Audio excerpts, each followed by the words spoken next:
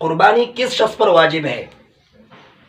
تو قربانی کے اعتبار سے 6 قسم کے لوگ ایسے ہیں جن پر قربانی واجب ہوتی ہے۔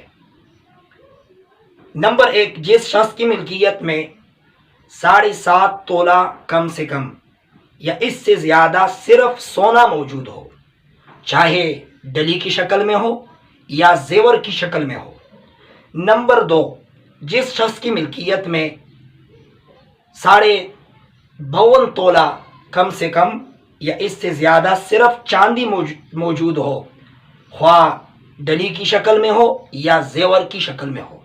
نمبر 3، جس شخص کی ملکیت میں 52 تولہ کم سے کم یا اس سے زیادہ چاندی کی قیمت کے برابر نقد روپیہ اور پیسہ موجود ہو، خواہ کسی بھی ملک کے کرنسی سے ہو۔ نمبر 4، جس شخص کی ملکیت میں 52 تولہ چاندی یا اس سے زیادہ کی قیمت کے برابر مال تجارت موجود ہو۔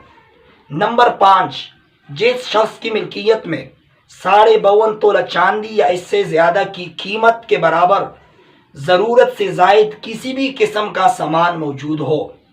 نمبر 6، جس شخص کی ملکیت میں مذکورہ 5 چیزیں توڑی توڑی ملا کر ان کی قیمت 52 تولہ چاندی یا 7.5 تولہ سونا کی قیمت کو پہنچے تو ایسے شخص پر بھی قربانی واجب ہے۔